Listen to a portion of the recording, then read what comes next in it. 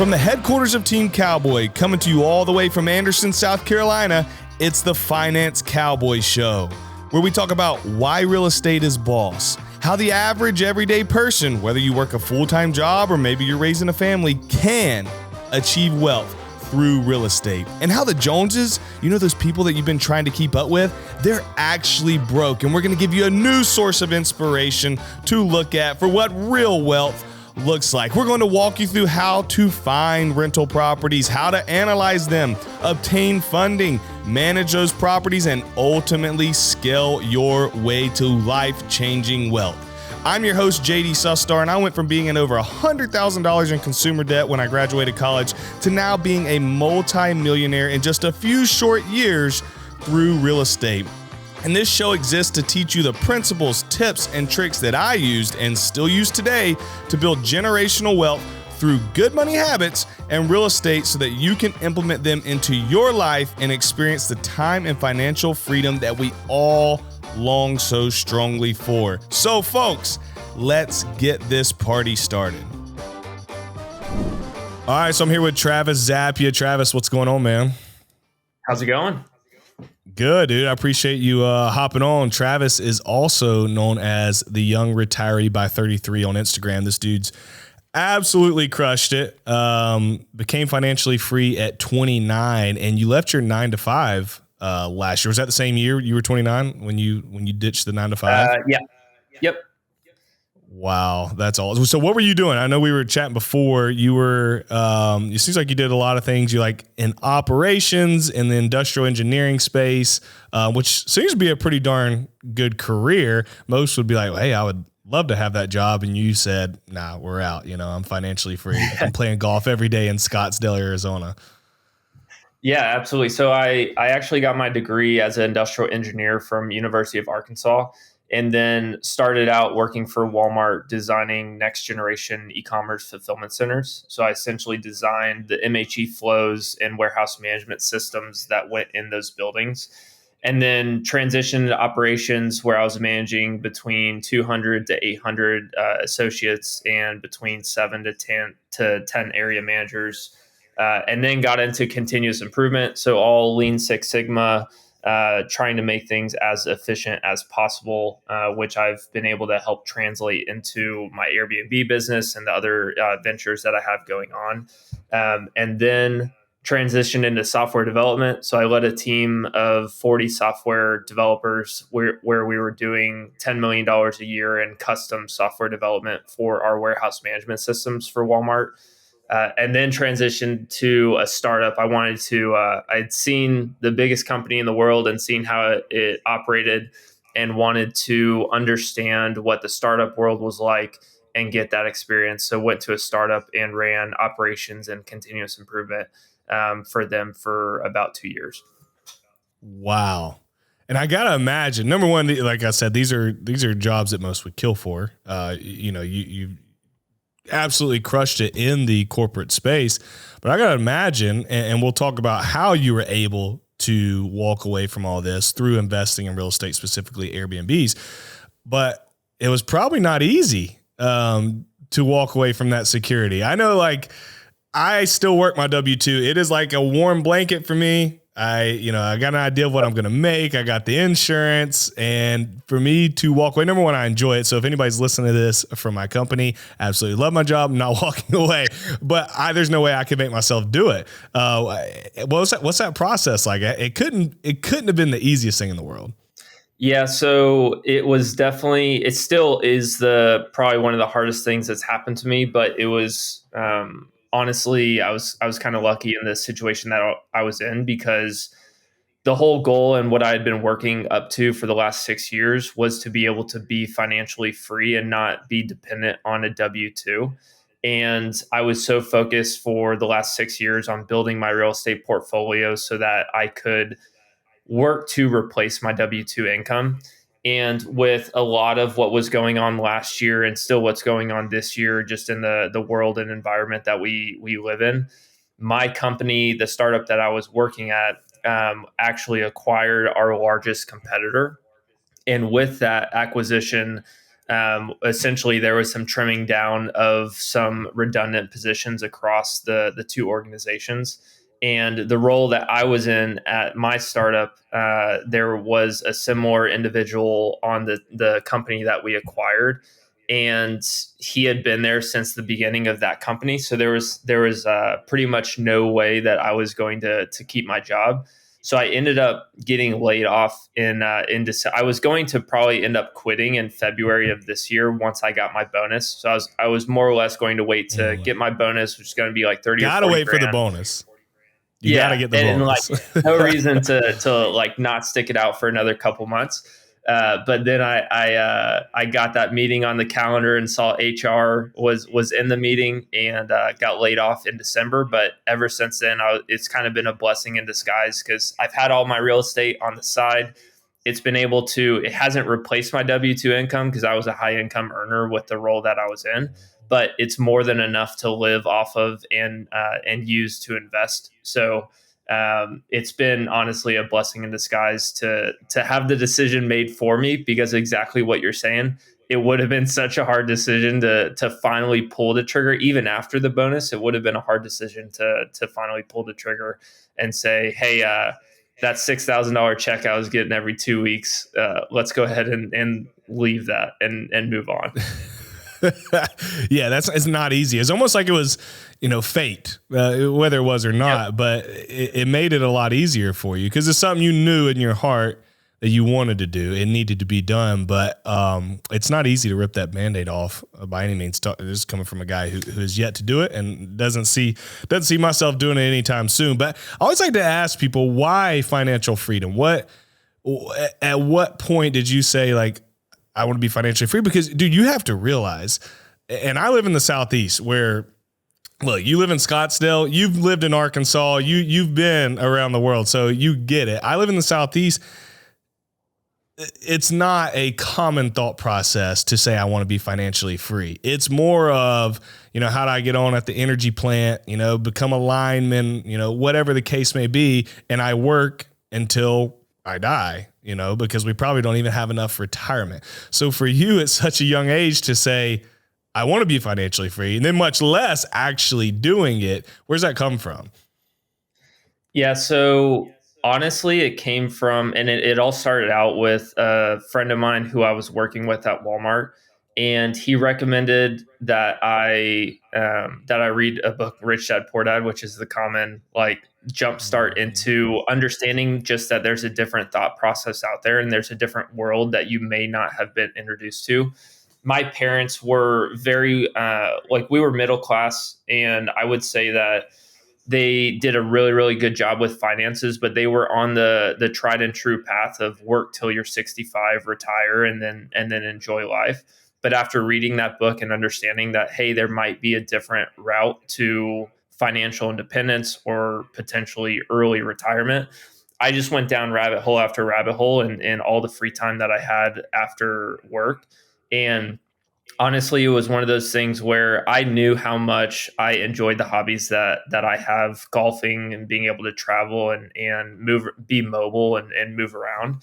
And for that reason, I was like, well, if people are talking that there's a way to become financially free and financially independent without a W-2 before you're 65, like, why not try to do that? Why not explore that option? Why not try to figure out, how do I get there? How do I become, how do I put myself in a situation where I don't have to be reliant on the W-2? And then I just went down rabbit hole after rabbit hole and found real estate, found short-term rentals, worked to really scale that to over six figures of income a year. And the big thing is making sure that I don't have big lifestyle creep, because that's the biggest way to keep yourself in the W-2. If it's something that you don't enjoy, every time you get a promotion, it's like, okay, well, now let's buy that bigger house. Let's buy that brand new car. Let's increase what my expenses are every single month. And I've just kept my expenses low. I was house hacking for a while, was driving a completely paid off car, making six figures, and or yeah, six figures. And because I didn't have that lifestyle creep, I've just been able to accelerate that formula. What's up, friends? If you've been wanting to get into real estate, or maybe you're in real estate and you got a few properties, but you want to scale, but you're just not sure how, I want to help you out.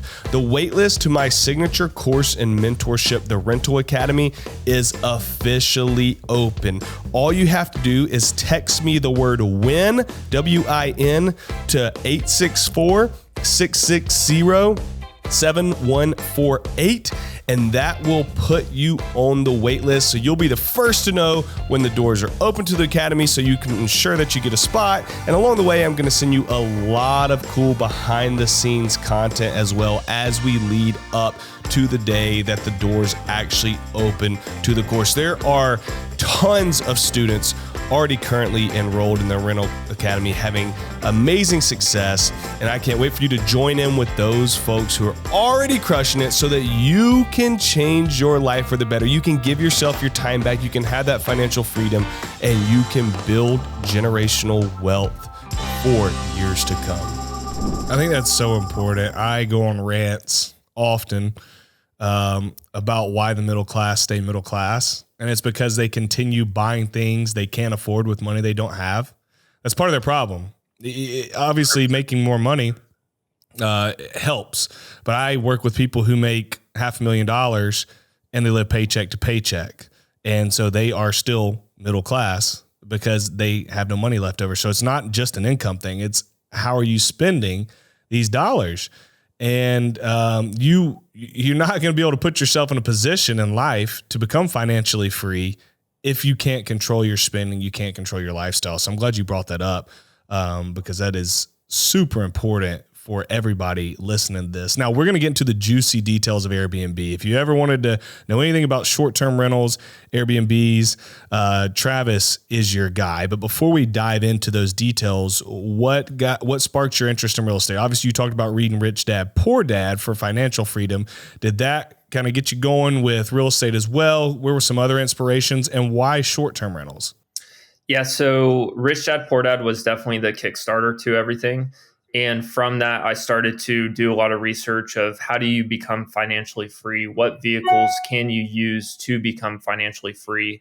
And from that, I was able to see, okay, the majority of millionaires made in the US came from real estate, or a big portion of their portfolio was heavily invested in real estate outside of the one-offs that are businesses and things that take off. So then I started digging into and listening to Bigger Pockets, reading Bigger Pockets, all of their free content that they have out there. And essentially the goal that I put out there is, how do I become financially free in the fastest time possible? And there was a few different routes that you could take within the real estate realm. I knew real estate was going to be the vehicle that I wanted to use to be able to become financially free. But I started to dig into, how do you become and accelerate the path to financial independence, and how do you accelerate cash flow? Because at the end of the day, the goal is to replace the W-2. And the only way to do that is through cash flow on a monthly basis. So I looked at all of the different real estate vehicles. There's, if you want to, a couple of the ones that popped out were large apartment complexes that I wasn't ready to do, especially being a newbie investor, never bought a piece of real estate. So that just was a vehicle I wasn't willing to do. Some larger land deals, RV parks, those types of things that are also things I wasn't ready for, or prepared for. And then I saw house hacking, which I thought was a great vehicle to at least begin the real estate journey. So I started with house hacking, and then I started looking at long-term rentals. The only thing I didn't like about long-term rentals, I think long-term rentals are a great thing. Everybody should have long-term rentals in their portfolio. But because I was trying to accelerate my path to financial independence, it wasn't going to generate the cash flow that I needed to replace the W-2.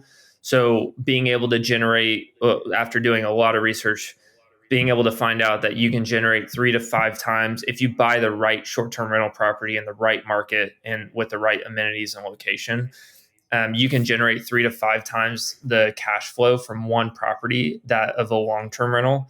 So then I was just doing the calculation in the back of my head of, okay, well, if I could generate 3 to 5 times the cash flow from one property, then that means I need 3 to 5 times less properties overall, which then what just became a no-brainer for me to say, hey, let's jump into this. Let's buy our first short-term rental. Let's analyze a property. Let's find a market that we think is going to be short-term rental friendly and a good investment.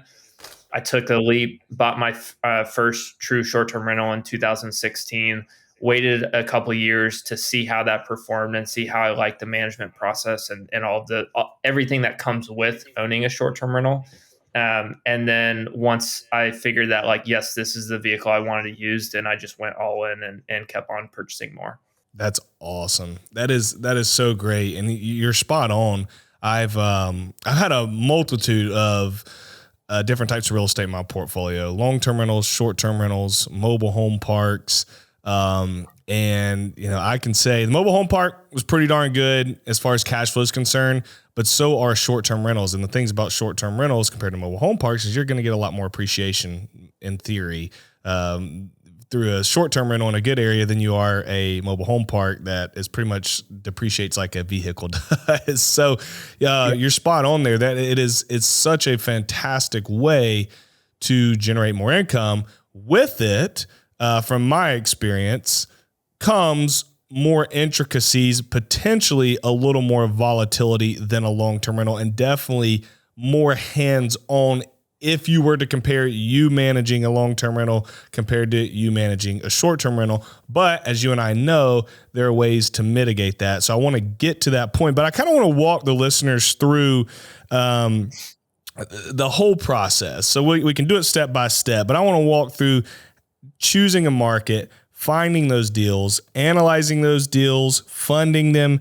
managing them, and then scaling. So however you want to portray this, maybe you link it to deals you've done, but let's start with the first one. How are you choosing a market? Which different markets are you in personally? And then how did you choose those? Yeah, so currently I'm in Kissimmee, which is just southwest of Orlando, near Disney and Universal.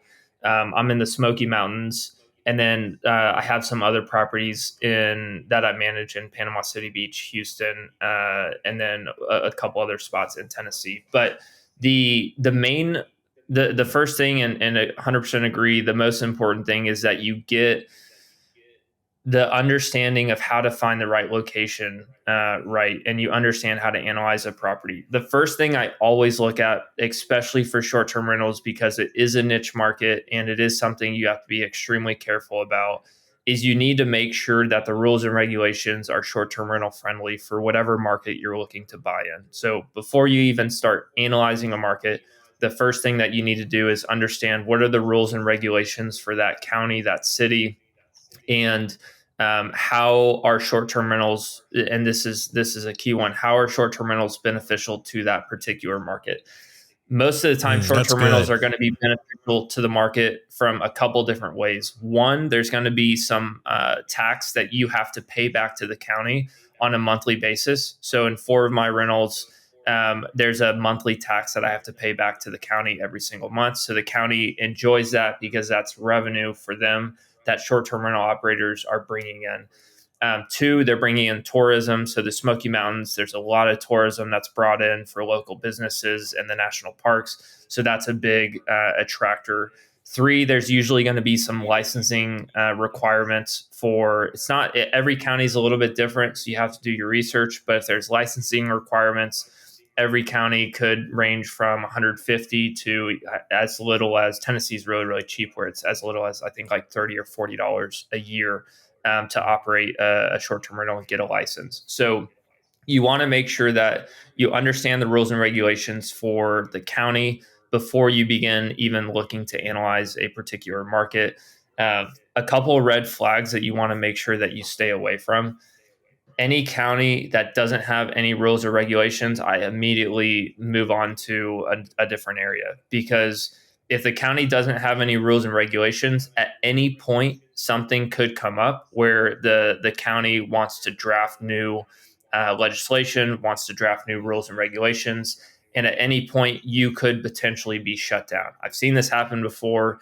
And I've had people reach out where, hey, I bought a property in a market. There were no rules and regulations. Now they're trying to come in and put all these rules and regulations and limit licenses and all these types of things. So if the county doesn't have any rules and regulations, I automatically rule that particular area out. So if they have tried and true regulations that have been there for years, ideally for years, not months, because years means they probably have some really good framework for what they like, and they're probably going to continue to allow short-term rentals to operate legally in whatever the area is. Then that's a market that I then go one step further and start to begin to analyze the numbers of what can a property potentially gross for a market. So essentially, how much money could I bring in if I operate this property on Airbnb, VRBO, these different booking platforms? So then what I'm doing and what I'm looking at, and this is a big thing that people make a ton of mistakes on when analyzing short-term rentals, is you have to understand that there's an upside of owning short-term rentals because the cash flows can be significantly more if operated correctly. But there's also, like you had mentioned earlier in this podcast, there's also a lot of variability in short-term rentals. There's a lot of seasonality, meaning that you could have months where you're only booked on the weekends. You're only booked 2 or 3 days a week. But then you also have high season in any good short-term rental market where you should be booked pretty much the entire month or a couple months. So there's a lot of variability by season. There's a lot of variability in occupancy rates. There's a lot of variability in average daily rates.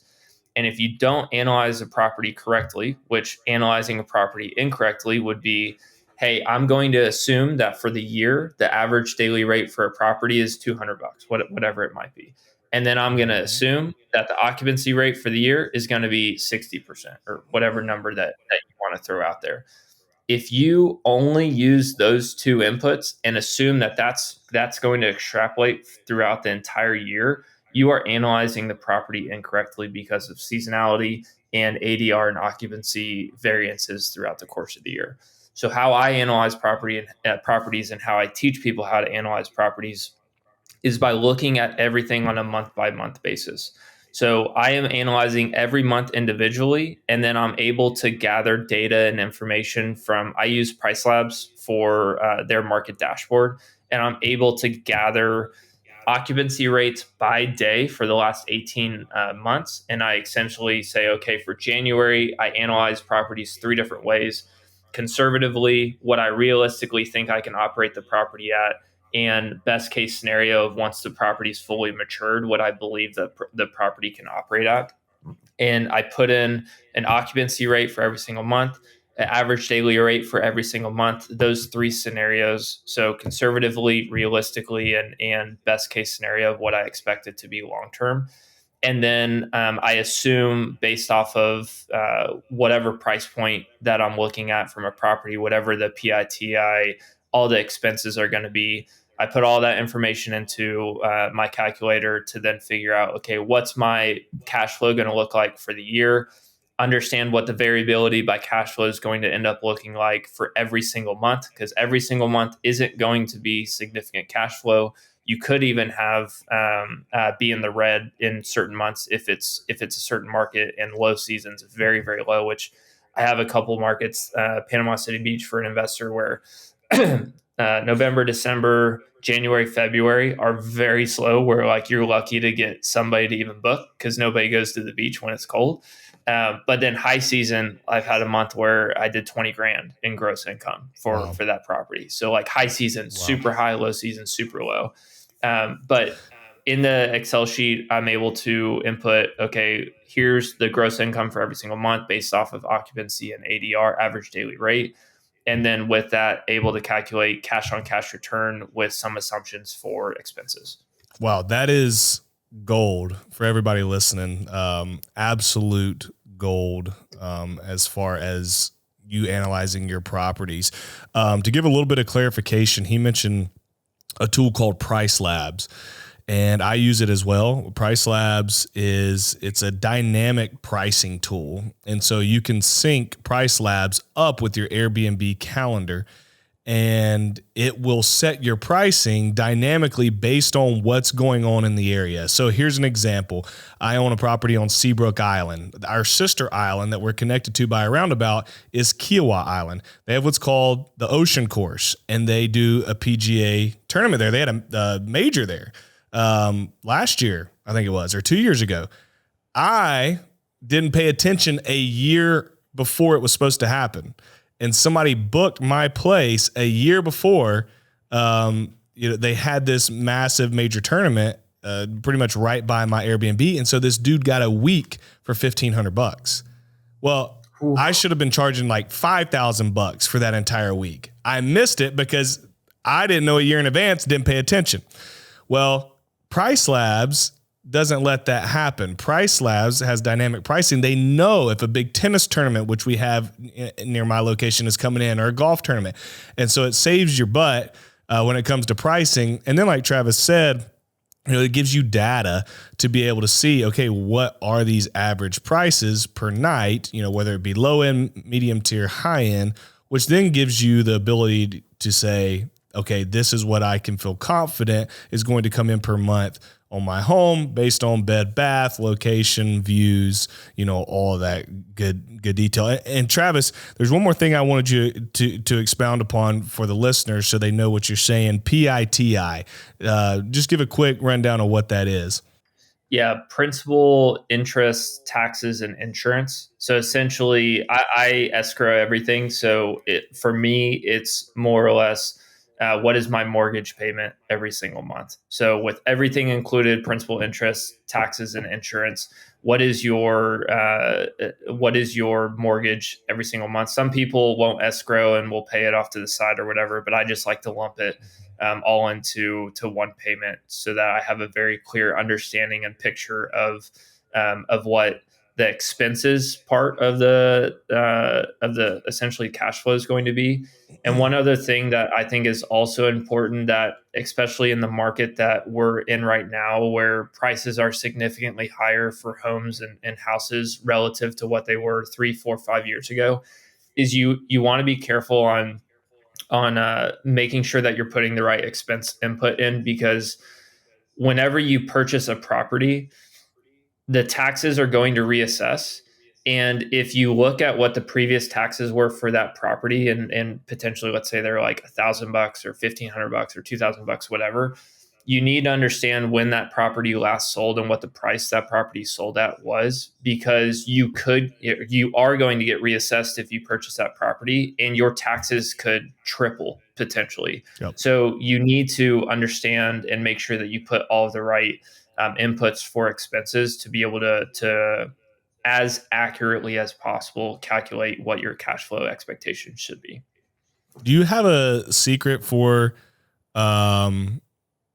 guesstimating what new taxes will be? Is there a formula you use? No.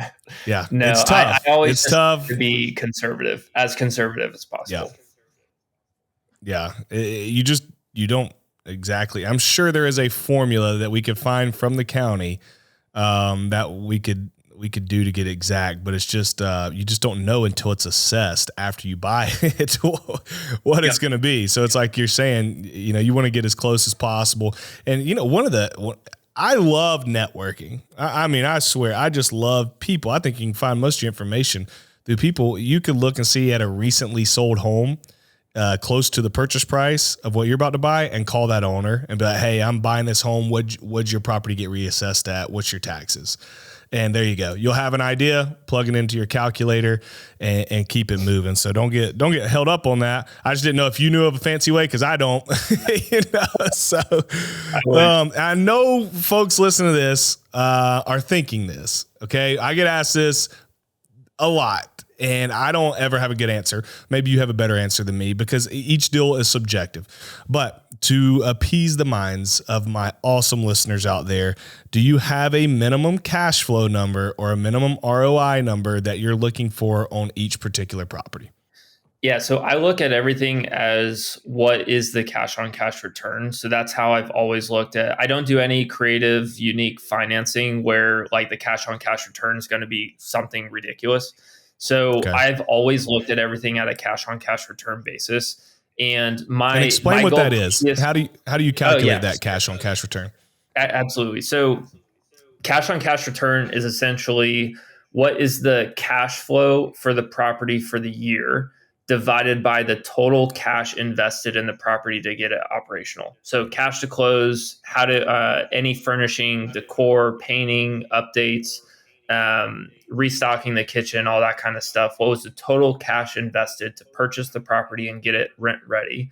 And divide the cash flow into that number. And what I used to target for all of my short-term rental properties prior to the boom the last 2 or 3 years was a 36% cash on cash return minimum for any deal I was looking at. So I was looking at 36% cash on cash return. If I can hit that, then it's going to be a good deal. And I try to hit that when I run the numbers conservatively. So I expect that I should be able to hit into like the 50 or 60% cash on cash return once the property is fully matured. But um, in today's market, I'm looking at anything above 20% cash on cash return. And again, that's total cash flow for the year, based on the numbers that I'm running for every single month, different occupancy rates, different ADRs, average daily rates, and divide that by the total cash invested into the deal, cash to close, plus all the startup costs to get the property rent ready. And to give you guys an idea, he's looking at 20% returns. The stock market returns somewhere around 8 to 12% on average. And you tell me if I'm wrong, Travis, your 20% return that you're calculating probably doesn't bring into consideration any tax benefits or a debt buy down either. So it's just a straight, cash on cash ROI. Yep. But then we got a lot of other benefits that we could throw in there that tends to spike that return even higher. And so real estate, as I always say, is a cheat code. You look like you're getting a 20% return, but he's probably 30 plus when you factor in, all the other benefits that you're getting. I want to talk about funding. And I think you mentioned it, but I want you to be able to tell the audience how you do your funding for your Airbnbs, because there's a lot of different strategies. We have a lot of guests on here that do a lot of cool creative things. I've done a lot of creative things, burr a lot, seller finance, but I've also just put 20% down, 10% down and bought property. So how do you go about it? Yeah, so my main goal and focus while I was still working the W-2 was increase the W-2 as much as possible so that I have cash to be able to invest myself, because I wanted to always own 100% of the deal, and I always wanted to be able to get the best financing options as possible. So as I was house hacking when I first started, and then waiting to get my bonus, I would essentially wait till I got my bonus when I was working at Walmart, and then dump that money into another property. And all of my properties, so short-term rentals are a little bit unique in some of the financing options that you can do. So every time you purchase the first new short-term rental property in a new market, that generally, this is like general guidelines, talk to a lender, but general guidelines is if the property is over an hour away from your home, then it can be considered a second home, a vacation home. On those properties in particular, you're able to do 10% down for the first property that you buy in that particular market. So the first property I buy in any new market that I go to, I do a 10% down second home, vacation home loan. My goal is to try to get into the property with as little cash out of my pocket as possible, but still have 100% ownership of the property. And at least when I was continuing to build on my own, not knowing that I was also kind of limiting myself by wanting to not take other people's money. I was doing 10% down for the first property, and then I was doing 15% down conventional for the second property, paying PMI, whatever the cost was going to be, so that, again, I was trying to get into the property with as little money as possible. And then essentially what I would do is every year I would wait till I got my bonus. I'd buy 2 more properties. All the cash flow would continue to snowball. And then next year, 2 more, a little bit bigger. Next year, 2 more, a little bit bigger. But all of it has been through my W-2, saving aggressively, investing aggressively, house hacking, and like we talked about earlier in the podcast, not having large lifestyle creep that causes people to not be able to have the money to make that next big investment. That's really great. Yeah, that's one of the beautiful things about the Airbnbs is the second home loan, only having to put 10% down. And like you said, you can do it in each new market you go into, and then you could get real creative. I don't want to get too in the weeds here, but I've bought a property with 10% down and then bought another one in that same market a year and a half later. But before I bought that second one, I refinanced that first one into a commercial loan because I had enough equity to do it. And then I bought the second one with 10% down because you guys, the listeners here, they hear, me talk about creative methods and the BRRRR method a lot. It's really hard to BRRRR an Airbnb. I don't want to say it's impossible. It's not, but when you're BRRRing, you got to get properties pretty much distressed and undervalued. And you can find some of those in the Airbnb market. It's just getting a lot harder because so many people started buying Airbnbs. And so a lot of times you'll buy one that doesn't really need much work from my experience. And you tell me if you're seeing other stuff, Travis, but from my experience, it doesn't need a ton of work cosmetically, or I don't know if that's the right word. It may need some work aesthetically. Maybe it needs some paint, but furnishings are going to be your biggest thing. Like, how do I make it stand out to others? Not, the plumbing's leaking, the roof's breaking. And so it's a little harder to BRRRR, Airbnbs, but one thing with the 10% down and what Travis has done and what I've done with my Airbnbs is that goes against your personal debt to income ratio. Okay. Cause it's under your personal name. So there could become a day to where they won't loan you at 10% down second home loan anymore because your personal debt to income's maxed out. They're saying your debt's too high compared to what you're making. That doesn't mean you can't buy Airbnbs anymore because there are plenty of lenders who will then lend to you under what's called a DSCR loan, or what I call commercial loans or portfolio loans, that when you take those loans out, it doesn't affect your personal debt to income ratio. And so that's how investors are able to scale, because they use DSCR loans to buy hundreds or thousands of properties. And you can do the same with Airbnbs should you get capped out with your debt to income ratio.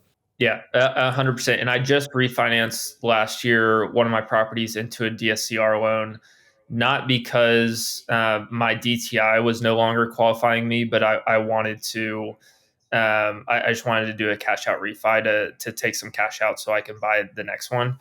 And the other thing that I think is important just to note on the DSCR loans specifically is the reason why they exist. And people use them is exactly what you're saying. They can't qualify from a DTI standpoint, but the only catch to DSCR loans is you are going to pay a higher interest rate. It depends on like who you talk to on like how much that is. It's usually 1% or 2%, maybe a little over 100 basis points. But that is the only thing that you do need to be aware of. It doesn't necessarily mean that your deal is going to be killed. You just have to run the numbers and see what that looks like for you. But DSCR loans, you are going to pay a higher interest rate. But if you can't qualify from a DTI standpoint, that's the benefit of using them. Now you can still get a loan, but you are going to have to pay a little bit extra for it. Yeah. The programs that they have for DSCR just aren't as advantageous as conventional. And oftentimes you can find DSCR loans on 30-year notes, but what you'll notice is a lot of times they're shorter notes too. It may be a 25-year mortgage or a 20-year amortization, and then they have a 5-year balloon. See, a lot of my properties are on a 20-year mortgage, but they have a 5-year balloon. So before year 5, I have to either refinance or sell the property to get out of it. And that's not all DSCR loans. Some of them have 20-year fixed or 30-year fixed. So there are a lot of different products out there. We just have to shop around and see. I just want to let you guys know if you can't do the 10% down conventional because your debt to income's too high, there are ways around it. But like Travis said, you got to understand you're going to pay a little bit more and the terms aren't going to be as good. So last little portion when it comes to the Airbnb space is management. And I know this is your wheelhouse. You're a systems guy. I'm jealous because I am the complete opposite. I am the guy who's like, hey, let's visionary. Let's start it. And then, oh crap, I don't know how to get the systems in place to make it run efficiently. I feel like you got it by the book, as efficient as it can be. So for all you listeners out there, take notes, pull your pad out right here, because when it comes to being successful in Airbnb, after you've analyzed a deal and you know that the numbers can make sense, now we've got to manage it correctly to make those numbers happen. So how do you make it happen, Travis?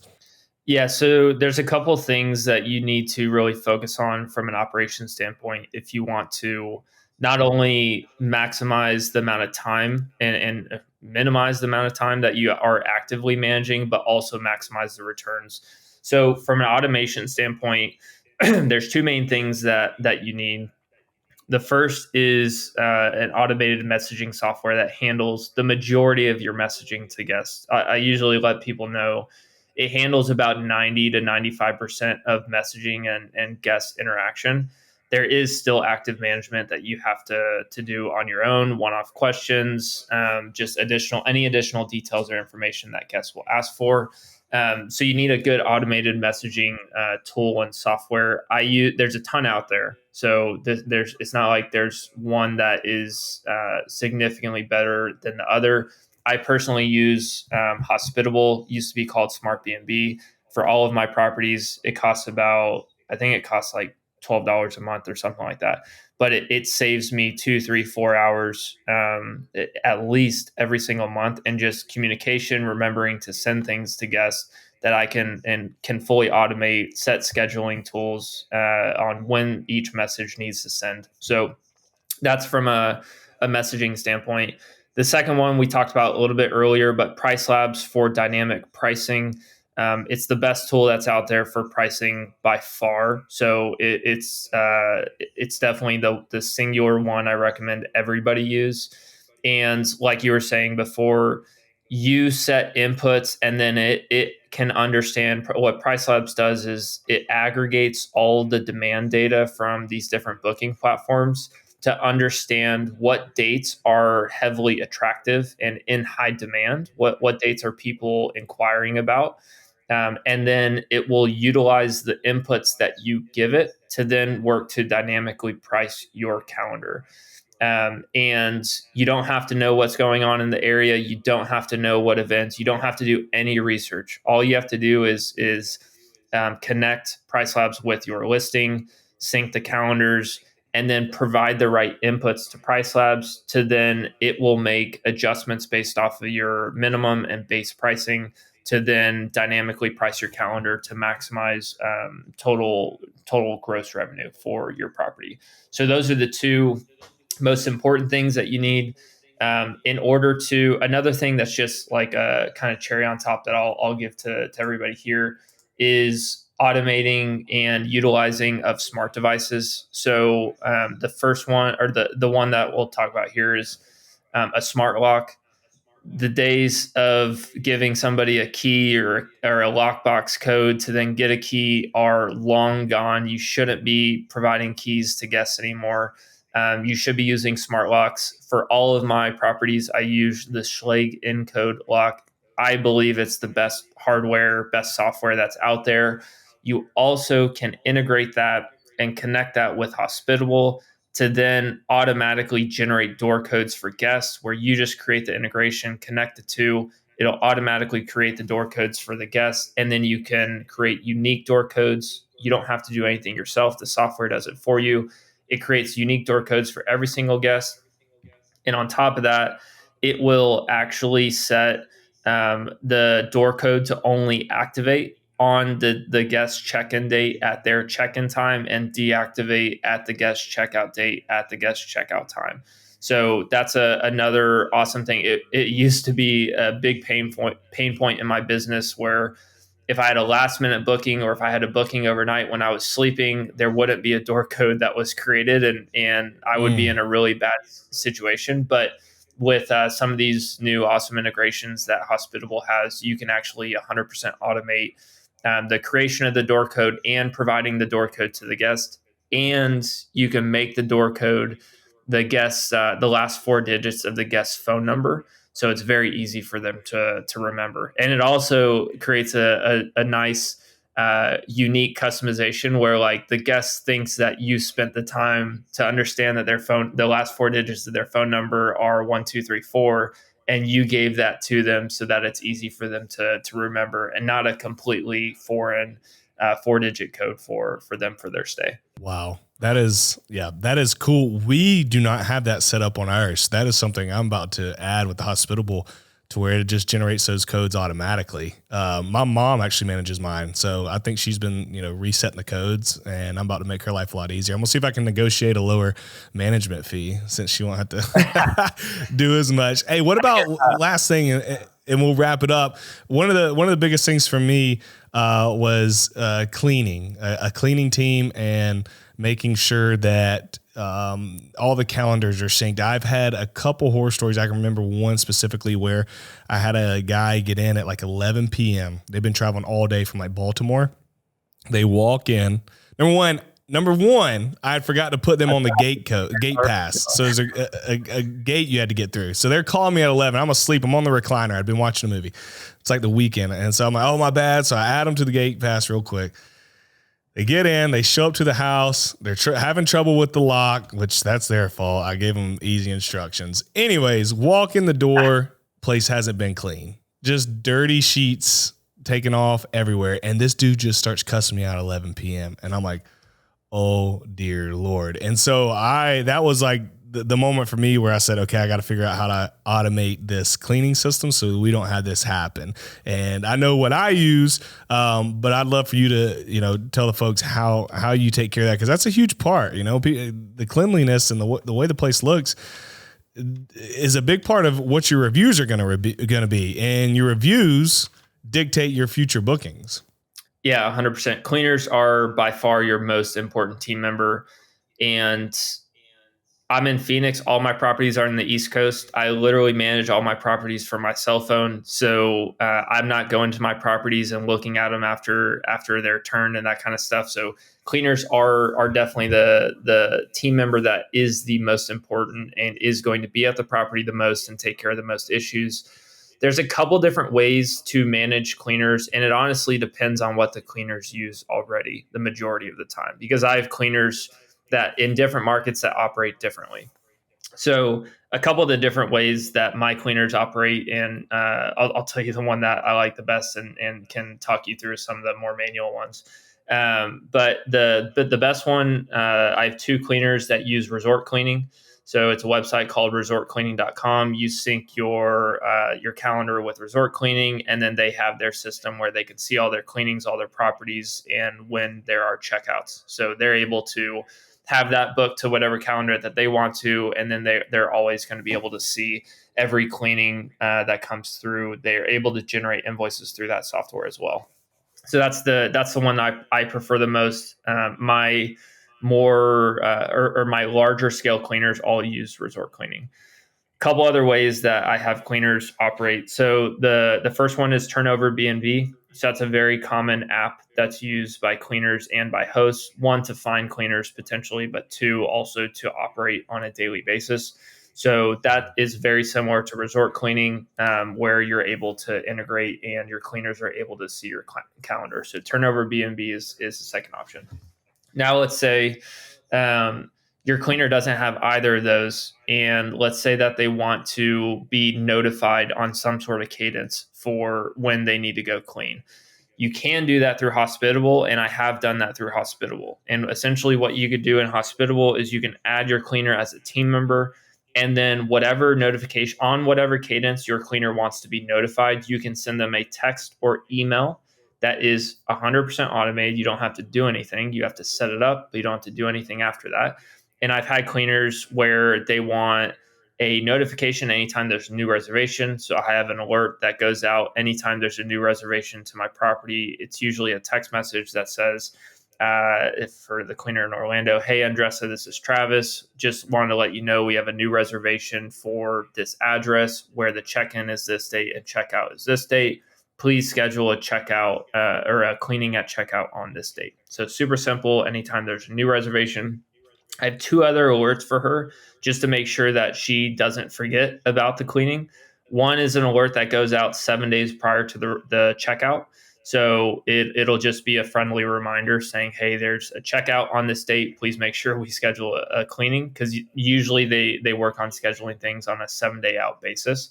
So I had that one. And then I had another one set for her. This is just what she wanted on her end. I had another one set for 2 days before the checkout. So just another friendly reminder, text message that was sent 2 days prior to checkout. Because yes, like you're saying, definitely don't want guests walking into a property, especially if it's almost midnight, and a cleaner's not getting over there. It's a bad scenario. Yeah, you're paying for a hotel. Yeah, I paid for a hotel that night. You're scrambling, but you don't want to become a habit. Well, Travis, man, I literally could sit here and talk for another hour and a half about Airbnbs, because there's so much we could dive into still. But I want to respect your time. So first off, thank you so much for being on here today. This was gold, absolute gold. I know our listeners are going to pull away a ton of nuggets that are going to help them. If they have additional questions, I know I mentioned your Instagram earlier, but go ahead and let them know again. Where's the best way for them to find you? Yeah, best way to find me is on Instagram at the Young Retiree by 33. Feel free to shoot me a DM. I have products on there too. A lot of the stuff that we talked about, essentially I have guides that walk you through how to analyze, how to host, how to operate, how to use all the automation tools. So those are on my Instagram profile as well. But best way to reach out and get in contact with me is through Instagram. Feel free to shoot me a DM. Awesome. Well, again, Travis, thank you so much. Listeners, if you would share this episode with a friend, it can help a lot of people. And then share it to your story on Instagram and tag me at Finance Cowboy and Travis at the Young Retiree by 33. We would both love to personally thank you. We're in our DMs all the time, and it would make our day to see you tag us, tag this episode in your stories. And again, we would tell you, thank you personally. So Travis, again, thanks, bud. And until next time, we'll talk soon. Thanks for having me. Thank you so much for listening in. If you love this episode, it would mean the world to me if you would share it with a friend right now, or if you would go on social media and make sure you tag me so I can thank you personally for helping me to get this message out. I want you to know that I am so darn grateful for you and grateful that I am on this journey with you. So until next time, we'll talk soon.